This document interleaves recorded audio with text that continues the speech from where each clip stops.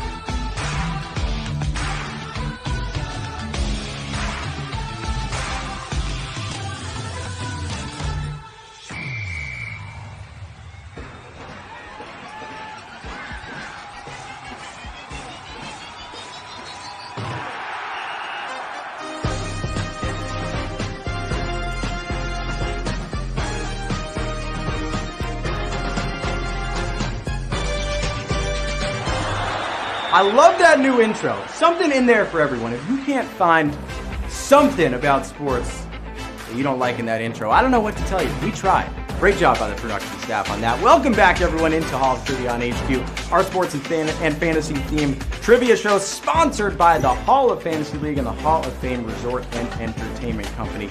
I'm your host, Jeff Eisenman. I'll be your host tonight. We're back, and we've been back for the whole new season of Hall of Fantasy. Tonight, we are going to bring you a general sports and fantasy-themed show. Hope you've been studying or just naturally know your stuff. First, let's head over to the Start Sit Fantasy Pick and Pool brought to you by the Hall of Fantasy League. Each week, we will give you 2 or more players from a specific sport. You pick the player you think will have the most fantasy points, more fantasy points head-to-head. That week, get the most wins by the end of the contest, and you and whoever is left will split a grand prize. That is still going to be the cherry. It will be good, I'll tell you that. Last week, we gave you Cameron Krutwig versus Ethan Thompson, and despite Oregon State getting the win, it was the big man from Loyola, Krutwig, who scored more fantasy points. Second straight time that's happened. Last college game for him. He got you guys a W. This week, we are going to the NBA, and we're circling a game tonight. The Hawks are taking on the Suns, and we're giving you 2 young studs. We got Devin Booker from the Suns and Trae Young from the Hawks. Remember, most fantasy points tonight. That's what you're looking for. And your time to pick one of them is now. Good luck. There will be one winner. I mean, I guess they could tie for fantasy points. We didn't have that issue with football season. We could see it with basketball season. These guys are sure to put up numbers. What do we got from you guys? Trae Young, 54%. I kind of expected that. Probably more the fan favorite, but Devin Booker was the all-star this year. Good matchup tonight if you like young gunslingers on the court. All right, now we have an incredibly important announcement that we've been teasing, we've been holding on to for 5 months now. The Hall of Fantasy League, our presenting sponsor, launched today. Congrats to them. Awesome stuff. Let's go. But what is the Hall of Fantasy League? Well, it's the first national fantasy league staked by you, the public. Well, so what does that mean? It means there will be 10 fantasy football teams representing 10 different cities in the U.S. And you, the fans, will be able to stake your money on the teams. See them right there. Philadelphia Powder Kegs, I see Texas Y'allers, New York Bodega Cats. If the team you invest in wins, you will end the season with some extra money in your pocket. Folks, the days of no one caring about your fantasy team are over. If you love fantasy sports, the Hall of Fantasy League community is for you. For more information, for more info, go to thehofl.com. thehofl.com. You might even find me hosting some content there soon. Who knows? And hey, I would not be surprised to see some Hall of Fantasy League prizes and swag coming down the pipeline on this show. Now, it's time to do that trivia. All right, I'm going to ask you 12 questions about sports and fantasy. If you get all those questions right, you and whoever is left will split the prize pot of $2,500. Let's get ready to grind, folks. I see we got almost 40,000 people in here right now. $2,500 up for grabs. We are going to head to the batter's box. Q1. And we hit 40K. Nice. Q1. What is the name of Arizona's MLB Spring Training League? The Cactus League, the Grapefruit League, or the Justice League? Asaf, I think people thought I was actually a robot there for a second. Like I was just formatted here to ask Q1. Which, by the way, the two spring leagues are the Cactus and Grapefruit, and the two states are Arizona and Florida. You just got to match your fruits and vegetables, yes, I'm calling cactus a vegetable, with your states, and then you know that the Cactus League is in Arizona. So Cactus League was the right answer. By the way, this is a true story. I got pricked by a cactus in Florida once, in my grandma's front yard, my grandma Sandy's front yard, all right? So I could have got that wrong, but you should have got that right. 21,000 of you did. Q2. Which of the four major North American sports has a Hall of Fame located in Ohio? Football, hockey, or basketball? Well, folks, I will tell you something. We talked about the Hall of Fantasy League in the intro, and that is based in the same place.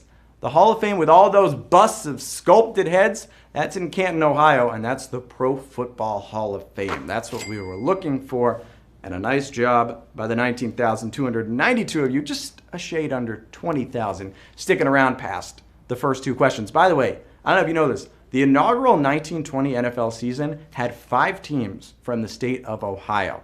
State of football, folks. Q3. Which of these schools had teams in both the men's and women's Elite 8 this season, this March? Baylor, UConn, or Michigan? The Bears, the Huskies, or the Wolverines? Some strong basketball pedigree here. Michigan and Oregon, they had success in both brackets, but they only made the Sweet 16. Baylor is the only school with both men's and women's teams making the Elite 8. Even though, of course, the women, who are always highly ranked, they barely lost to UConn. We talked about it in the lobby. They put up a fight, almost knocked him off. The men are going on to the Final Four. The Baylor Bears men's team for the first time since 1950. 16,736 of you. A couple of you looked at UConn and Michigan and thought maybe that was the answer. It was not. Q4. Who was the first Asian-born woman to reach #1 in women's singles tennis? Naomi Osaka, Li Na, or Sanya Mirza? We're bringing the tennis questions for you, folks. We're between tennis majors right now. Mirza actually became the #1 doubles player, but not singles. Li Na won 2 Grand Slams, but she peaked at #2. Osaka has 4 Grand Slam titles and has spent 25 weeks at world #1. And oh, by the way, she is only 23 years old, so this woman still got a lot ahead of her. I know, listen, I feel like the people that said Li Na are the hardcore tennis fans that had to think she had to have reached #1 once. #2, and you're #2 on this answer. And I'll tell you what, you don't get it right, you're not #1. You don't get to move on to Q5. That's where we're going right now. Q5, which of these teams does Fangraphs give more than a 0% chance at making the playoffs? Baltimore Orioles, San Francisco Giants, or Colorado Rockies? And yes, you read that right. More than a 0% chance. The Giants may be old, but they almost made the playoffs last year, and they at least have a shot this year, the San Francisco Giants we're talking about. However, the Orioles, who are throwing Matt Harvey out there, the Rockies paying other teams to take their all-stars, they're each at 0.0%. And you guess what? That is a sacked question right there, because people thought the Orioles and Aaron Donald's going to take you down. That's Cincinnati getting taken down. Maybe you didn't read the question necessarily right. This team has a more than 0% chance. Giants was the right answer. The Orioles, they're in trouble this year. Q6. Which of these men's teams was the worst seed to make the Elite 8 this year, this March? UCLA, Oregon State, or Oral Roberts? The worst seed to make the Elite 8 in the men's tournament this year. They were picked last in the Pac-12 conference this preseason and wouldn't have made the dance if they didn't win the Pac-12 tournament, but 12th seeded Oregon State played in the Elite Eight last night. Beavers lost, but they made it there. I might see some of you put Oral Roberts here because they made a run as a 15 seed that ended in the Sweet 16, and we saw some. It's not sacked. Some people did think it, but Oral Roberts, they lost in the Sweet 16 as a number 15 seed. Oregon State actually made it to the Elite Eight, and so 5,698 of you. Nice job. You've made it to halftime. It's time for the halftime tweet and greet. I asked you on Twitter if you could make one change to March Madness. Well, what would it be? Of course, we got some spectacular answers. These were some of my favorites. Jay Mastrano Jr. said Final Four round robin tournament. Reminds me of the 1980 Olympics. There wasn't actually a gold medal game. Everyone played each other. That's how it worked, round robin. Couch FX, hold the women's tournament either a month before or a month after the men's so they wouldn't be on at the same time. UConn versus Baylor was better than Houston versus Oregon State last night. It's an interesting sort of idea, and I think it is saying something. You know, they're in competition a little bit right now. It'd be nice to see them different so that we could focus. Focus on Q7 if you're still around. Oh, Coach FX, I apologize. I'm being told that is actually Coach FX was who did that last one, not Couch. Not sitting on the couch, out there coaching FX. Q7. Which of these players did not get traded by the Orlando Magic at last week's deadline? Nikola Vucevic, Terrence Ross, or Evan Fournier?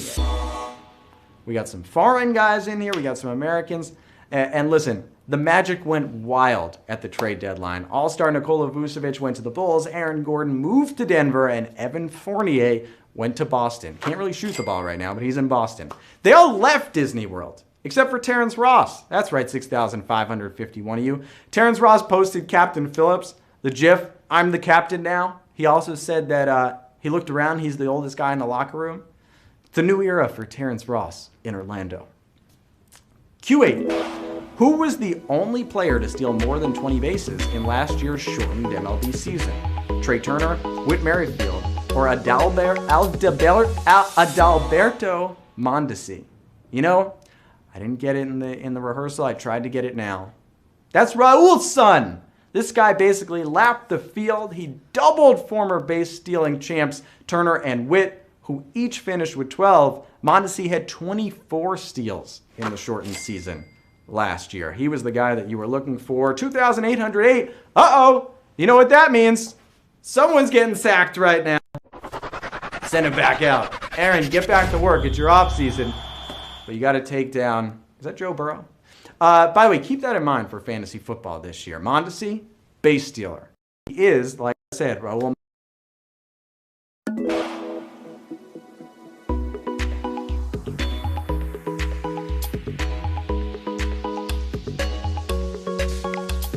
Who's shooting well? It's not the Dukies, folks. The top three-point shooter in the NBA by percentage right now is Tony Snell at 57%. If the season ended today, he would set the all-time record for three-point percentage. That would break Kyle Korver's mark from 2009 to 2010. I like that no one said J.J. Redick, who's one of the best three-point shooters of all time. They're just, he's not what he once was. Kennard's doing well, but it's Tony Snell, 2,264. Some of you asked on Twitter, harder. You wanted harder. Well, we still got 3 questions left, and we're less than 3,000 people. Q10. Who is the youngest player to ever win the Stanley Cup, a World Championship, and Olympic gold? Sidney Crosby, Wayne Gretzky, or Jonathan Toews? We're going over to the ice. Anyone watch the new Mighty Ducks yet? Winners of all 3 are members of something called the Triple Gold Club in hockey. And no one got there faster than Blackhawks captain Jonathan Toews. He got there at age 22. He actually won a world championship while he was still in college. 1,528 of you got that. I think some people were like, Crosby, Gretzky, who's the outlier here? Nice work. Gretzky actually never even won an Olympic medal. I believe he only played in 1 Olympics in 1998. And Canada didn't medal. So he just won't get that one. Q11. Which soccer player was the first to become a majority owner in one of the leagues? Ronaldo, Ronaldinho, or Cristiano Ronaldo? And There are a lot of elite Ronaldos, and if you know the difference, that means you probably know your soccer.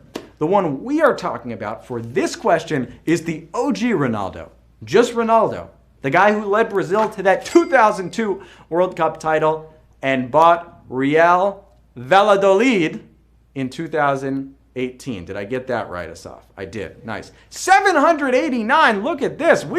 People are winning some cash this week. Although I know we got a big Q12 coming. It's the final question coming up, folks. Don't stop at the almost 11. Get to the terrific 12. I think I can trademark that. March Madness doesn't have 11 or 12. Q12.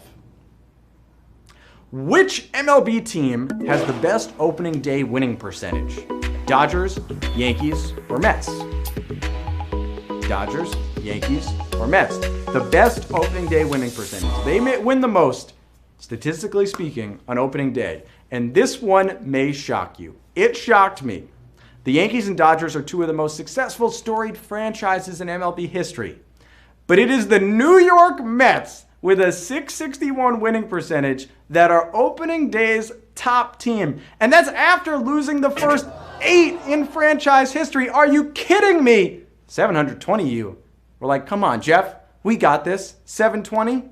We're winners! Nice job! You have won Hall of Trivia $2,500. You're probably a little disappointed that some more people didn't get that one wrong and say Dodgers, Yankees. Look, if you did, if you're one of those people, I would have been right there with you if I didn't know the answer ahead of time to the question. Are you kidding me? The Mets? Well, that's what we got. And Johnny65 knew that. Brady 54, JKBCM. How about a very Katie with a black cat there? You had good luck this time around. Theo Goddard Babalu. Someone just named Psycho is going home with 348. Miro Slack Cesspool. That's an interesting name. Alan Shea. Nice job. Bibindicio Smith. 2126. Dan Stepp. Got a nice tie. I need that. That's a nice look you got there. NS 2593. The Catsman 24. Knock it down. Swedina. Tony Ferris for 3. Bang. You are a winner. All you winners, I guess you're like the Mets on opening day, getting that victory. That's what that must feel like. So congrats to you. We play Hall of Trivia, by the way, every Tuesday right now. Tuesday at 8 p.m. Eastern Time. And we have a ton of great sports games coming your way. For more news and information on the Hall of Trivia, follow us on social at HQ Sports and at the HOF League. Remember that, the HOF League. That is a big, important follow right now. Because we want to thank our sponsors, the Hall of Fame Village,